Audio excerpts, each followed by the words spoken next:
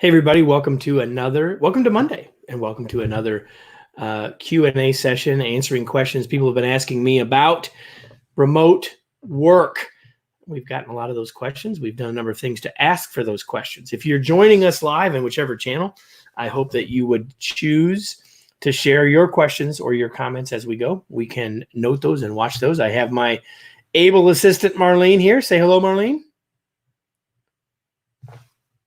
She cannot say hello. Now I can. Hello. Now she can say hello. She muted herself.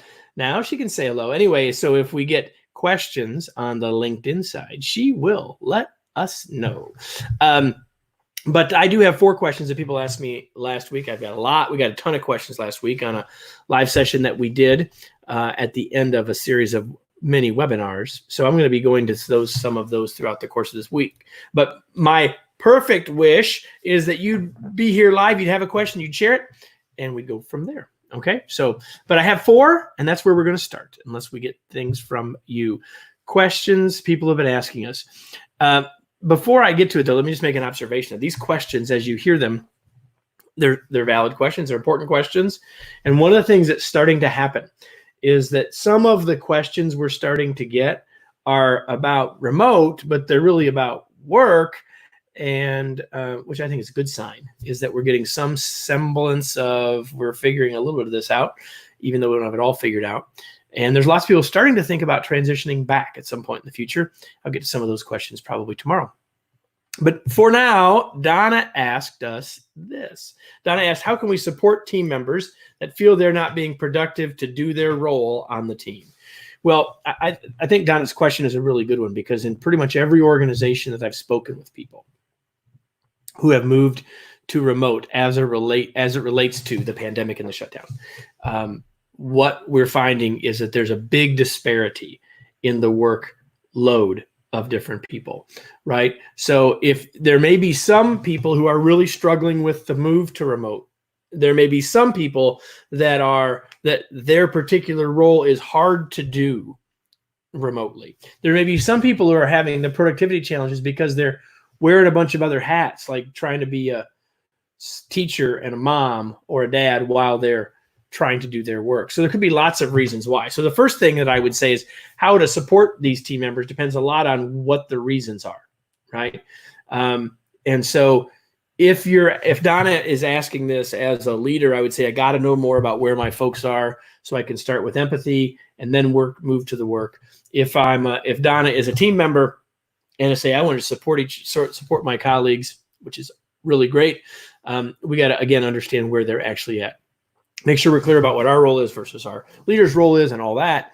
But the idea of being supportive of people is right on. But we can't support them until we know where they are. So why is it that they're not feeling productive or being productive? And what then can we do to help them? And throughout the course of the 19 of these Q&As, we've talked about productivity a lot. And if you go to our site, and I didn't make it as a banner today, but kevineichenberry.com/COVID-19. I'm going to try to do that in real time here, everybody. Kevin.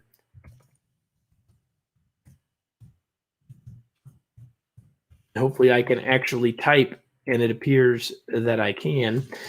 So I'm going to add that as a banner and just say that you can go there and you can find a whole bunch of stuff about the productivity piece of this. So Donna, if the question is about productivity specifically, there's some ideas there, but it's really got to start. We can't support each other. We can't support our team members unless and until we know where they're actually at first and why that productivity is lacking. And notice there's another key word in this question. It says that they feel they are not being productive, which may not be reality, but maybe how they feel. So lots of things potentially going on there. Hopefully that gives you some help. The second question came from Oscar.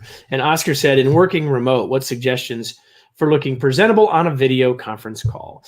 Lots of people have been talking about this. What if my environment isn't optimal to turn on my video? I would say a couple things. I think what looking presentable looks like has a lot to do with your organization, with the expectations that are being set there. So if you're a leader, make sure you're setting expectations with your team about what acceptable is, what presentable is. And remember, they can't see you below the waist, so that's always a good thing. So I think that's about clarity of expectations. I've heard of a number of organizations saying that they're going by the COVID comfortable dress code, but I really think you've got to figure out what that is for your organization. And I think that if you are going to be on a conference call with clients or vendors or in a larger setting, here's what I would always suggest here, and that is whatever assumption you would make, go up a half a step. So in other words, you're almost, don't put on the tuxedo. That would be more than a half a step up, right? But like, I'll just take a lot of folks on television that, like on our local news, that are working from home. They would have had a suit and tie on in the studio. Now they just have a jacket and an open collar. I think we're probably relaxing them some, and that's probably okay. You got to find out what you're doing in your organization. If you're coming in from the outside, I would say I'd stay at business casual. I'd stay at wherever you need to be, whatever has been comfortable in that environment face to face. I would stay there unless you have other data otherwise. Now, what if my environment isn't optimal to turn on my video? A couple things. Also on this site, if you go to the video section, there's a video where I talk about making the webcam your friend that talks a little bit about backgrounds. It talks a little bit about making sure that you have it set up so people can see you. A couple of things here. Make sure that you be careful about backlight, because backlight will make you unseen. You'll look like you're in witness protection, right? So be careful with that. But otherwise, I think for the most part, you're more worried about it than other people are. And the other thing is you can probably find a space and make it look pretty this far behind you, even if it's chaos. Outside of that, that's the second thing. And if you're using Zoom, if you haven't figured it out by now, no disrespect, but if you haven't, there are ways, if you have enough computing power in your machine and enough other things turned off so it'll work, you can put any picture as the background, including some that Zoom has already. So you can sort of hide your own background if you want. So there are some thoughts about that. Okay. All right. Let me go to the next question that we got. This one came from Sean. And so again, if you're just joining and you have your own questions about virtual work, remote work, working from home, whatever you're calling it, if you want to ask me a question, please just type it in. We'll see it. If you're on LinkedIn and you type it in, I'll be notified and we'll hear your question. Either way, if you've got one, we'd love to hear it. Sean said, do you think managers will be better at managing to work products as opposed to managing to the clock when this is over? That's a really good question. And here's my answer. Some maybe will, some won't. Some haven't really gotten better at it now. But I would say this, that I'll be very specific, that as a leader or as a manager, I would hope that you are learning some things now that you can translate back when your folks come back together. I always say this, and when in our book, The Long Distance Leader, we talked about the first rule, which was leadership first, location second. And so the best leaders are managing to work products and not to the clock, regardless of where people are working. So if people have learned that as they've gone remote, I hope they will retain that when they come back. But many haven't learned it yet. So I would encourage you as a leader, if you're here, to be thinking about what are the things I've learned now that I want to make sure, and sorry about that, everybody, what you've learned or are learning now that you want to make sure you transition back. That'd be the first thing I would say. And the second thing I'd say, even if you're if you're an individual contributor, the same thing is true. You're learning some things about communication. You're learning some things that will translate back. You're learning perhaps that you've got to work harder to stay connected with people. So maybe you need to do some of those same things when you go back, right? So the reality is there are lessons we can be learning now, and I hope that we will learn them and take them back. I'm quite confident that one of the big messages that I will be sharing in the coming weeks is that very question. What have we learned that we don't want to lose? And how do we make sure we don't lose it? So I think it's a great question that Sean asks. And the short answer is, I don't know. I think some will and some won't. And I think if you've learned this or something else, I hope that you'll keep it when you go back. Okay. Stephanie asked this, and it's my last question of the day. Let me see, though. I may have a question. I do have a question. It's a comment. So before I go to Stephanie's, it goes back to one of the things I said earlier. Michelle said, dress for the job you want, not the job you have, is a good advice a mentor gave me. I think that's right. It's the same idea as dressing a half a step up or a step up. Let's not go to tuxedos or anything like that. But I think that's a good way to think about it. And it doesn't matter where we're working, because at the end of the day, we are still human beings looking at someone else and drawing perceptions from what we see. So some of you who have been on multiple of these may be saying, why does Kevin always wear this blue shirt? Let's just take this off. You can't notice, like, he's always wearing the same shirt. Well, this particular shirt I put on for a variety of reasons. One is I think it does meet that need. It's become a bit of a brand in terms of when I'm shooting videos. So it's often, and I have more than one of them, if you're wondering about that. But I think Michelle's point is a good one. Dress for the job you want. Dress a half a step above. Now, if you're with your coworker, now, is there anything wrong with working, as my colleague Wayne Trammell says, in your AC/DC t-shirt? No, but maybe you don't need to be in that when you get on video. If I were to turn this camera around, you see another shirt hanging over a chair, which is the one I'm going to put back on when I'm done doing this, because I don't need this shirt on all the time. But when I'm going on the camera, it seems like the right thing to do. So that's what I'm doing. Okay. All right. So let's go to the last question that I have today. Stephanie did ask this: as an informal leader on my team, how can I support my manager and champion team morale? Well, first of all, kudos to Stephanie for being an informal leader and for wanting to support leadership in this way.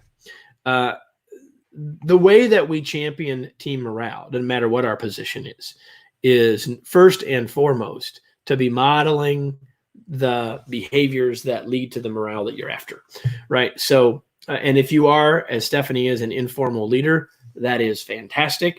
And so people are probably already watching you. So just make sure that if you were looking in the mirror, that what you're sharing in terms of your thoughts and your words and your behaviors are the ones that you want. I would certainly say that's where we want to start. Absolutely. Okay. So without question, that's what we would want to do, is to make sure that we're modeling the behaviors that we're looking for in others. Now, when Stephanie says team morale, I'm assuming she means better or higher or whatever. But the other thing there is that as a leader or as anyone on the team, what are we looking for here? What's the morale level we're looking for? What's the expectation about this? What are our agreements around this? And that's super, super important. Okay. So don't just try to send people to the place that you want to go, but to one that we've got some agreement or at least some sense of this is really going to be valuable for us. And that's what I would say. Marlene, I know that you have a question. I'm going to unmute you for a second. Do you want to ask this question, Marlene? Sure, absolutely. So why don't you just ask it rather than me trying to interpret it and not look very wonderful doing it. So our friend Jaziel Charisma asked, I'm trying to get most of our folks to be active on engagement activities. And it was relatively easy when we were all physically in the office, but how do I get them to actively participate in a virtual engagement activity? Well, the first thing is you answered half the question within your question, which is, did they engage before? So if they engaged before, that's a good start, right? So I would literally start there. Hey, everybody, when we had these kinds of activities before, everyone participated, and that was really great. Help me understand why that's not happening now. Now, we don't know all the details here, right? So you may be doing this offline with individuals. You may be doing this as a part of the team. That's up to the situation. But since you've had it before, my starting point would be, man, what's not working for everybody? How do we get back to where we're participating? And there are some things about a virtual setting that makes it harder for people to participate. We can certainly talk about some of those perhaps, but I think the first thing is just ask the group, what do we need to do? What's getting in the way? What's keeping you from doing that?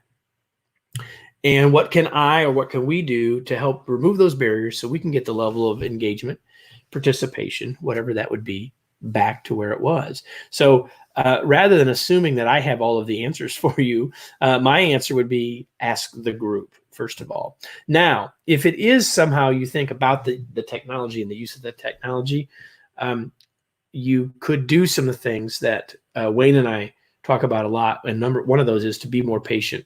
Like if you're the one asking and wanting participation and not getting it, you probably need to wait longer virtually for people to respond than you did in a room, because there's a bunch of reasons why that we won't go into right now, but you need to be more patient. You need to wait longer. Wayne calls it the 5 hippopotamus rule, which basically means count slowly to 5, 1 hippopotamus, 2 hippopotamus, or whatever word you want to use to make sure that you're waiting long enough to give people the chance to say, oh, they really do want to hear from us. They really do want us to engage. I have a question. Here's my question. So that's part of it. The other thing that you can do is, while you were all in a room, it was probably easier for people to just, reach out and start talking. And you may need to be more directive. So we haven't heard from anybody on the East Coast yet. We haven't heard from anybody in the accounting department yet. What do you in the accounting department think? And that's really meant to make it easier for them to get in, because a lot of times there's just extra barriers in the video mode of, I don't want to interrupt. I can't see everybody else well enough to know who else is getting ready to talk and all those sorts of things. Okay.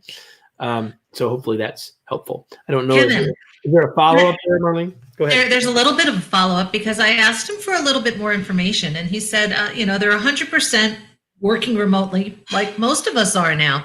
And he said they join, of course, but active participation is only the usual suspects. Here's the critical line for you: the select 10 or so that are active. How do I elicit responses from them? Well, and I would say, so there's 10 total, or there's 10 that are active, that are in it? There's only 10 that are active. Well, so there's a couple things. If you said they said it's the normal suspects, which means that tells me that probably before you went remote, it was the same people. So that means now it's a different thing. If you're not getting participation from the people you didn't get participation from before, now it may be one-on-one conversations, setting some clearer expectations, finding out why they aren't, and doing that from a place of curiosity. Help me understand why it is that, or, I noticed that you haven't been participating very much in the meetings, or whatever. It could go back to Oscar's question of, I don't feel I'm not turning on my video, or I'm turning on my video, but I don't know about my audio. Like, it could be any number of things. Let's not assume why it is that they're not. Let's learn some things so we can try to encourage them, perhaps even coach them. And the other thing I would say is, if you've got 10 that are participating, that means it's a pretty good sized meeting if you're worried about the rest. So you have to have reasonable expectations about how much participation you're going to get anyway. So if you got 18 people in this meeting, there's only so much participation you're ever going to get, real, face-to-face or virtually. And so if you really do want it from more people, you're going to have to work harder at that. And then you are going to have to say, hey, there's a lot of people we normally hear from, and we know that you've got stuff to say, and that's great. But really, I want to hear first from those of you we haven't heard from in a couple of meetings. And then you ask them a question that you know they have an answer to, not one that's like the teacher asking the question to catch you off guard, right? You're not asking someone, so Marlene, tell me when the Battle of Hastings was. You're not asking that kind of question. It's 1066, by the way. We're not asking that question. We're asking a question like, so what have you guys been experiencing in relationship to these virtual meetings over there in the accounting group? We haven't heard from you guys in a while. What are you thinking? So I'm going to ask a question. And the other, notice this too. I want to say, hey, I want to ask the accounting group this question so that they're listening. So you're improving the chances that they'll be ready to respond. Okay. Anything else that came in about it, Marlene? No, those answered a lot of the questions from him. So that's awesome. All right. Well, listen, everybody, that's how this works. I bring questions and you bring questions in real time. And I'll be back tomorrow to do this. And wherever you're at now, you'll find me tomorrow at 12:05 Eastern time.